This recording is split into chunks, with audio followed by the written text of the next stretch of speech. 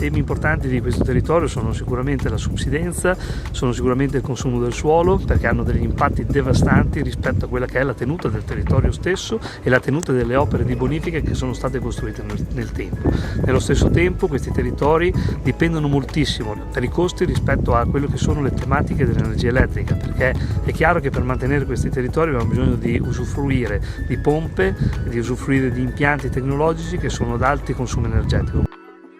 Sicuramente è un fatto importante avere il Presidente della Commissione Agricoltura della Camera, l'onorevole Gallinella, perché la visita di stamattina serve sicuramente a far vedere all'onorevole Gallinella la situazione che si è creata negli anni a riguardo della subsidenza. Negli anni continua a incidere in special modo per il consumo dell'energia elettrica, perché come sappiamo i consorzi di bonifica, in special modo questo consorzio del Delta del Po, è soggetto comunque a far defluire l'acqua sempre con le pompe, e sappiamo benissimo che le pompe consumano energia elettrica. Di questo metteremo a conoscenza l'onorevole Gallinella perché possa nell'ambito parlamentare portare avanti le istanze della provincia di Rovigo. Cos'è la subsidenza? La causa principale è l'estrazione che sono venuti negli anni 60, che estraevano metano dal sottosuolo sia in terra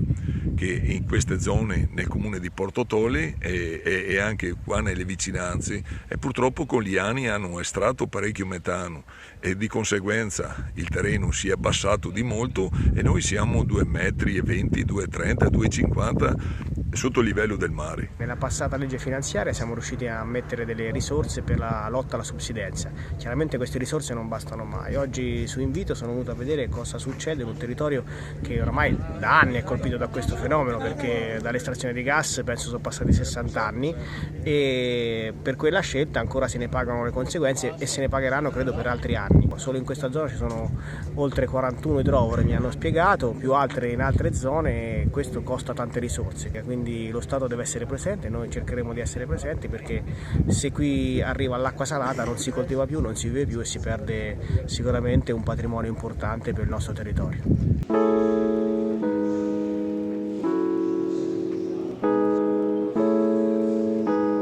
Qua ci troviamo a Cavendramin, che è la prima idrovora che è nata in questo territorio. Questa idrovora poi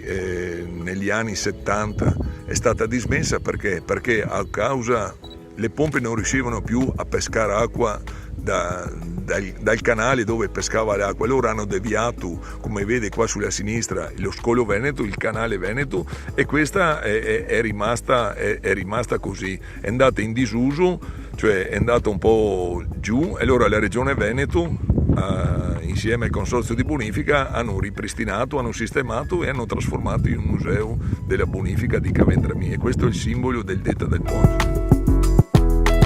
Beh, in barca andiamo a Pila, poi a Pila prendiamo quelle barchette basse perché il fondale non è profondo, e andiamo a vedere nella batteria, che una volta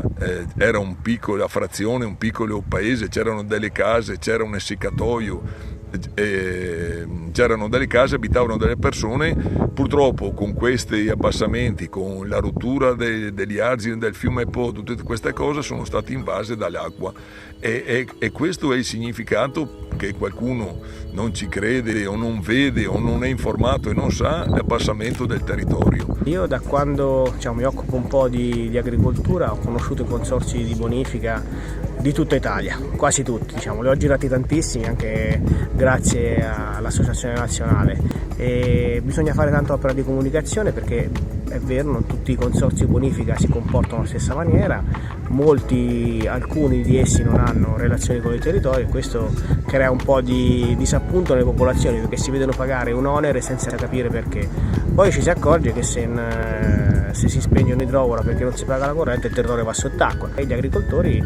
sanno che se non si paga l'acqua non si irriga, e sapendo che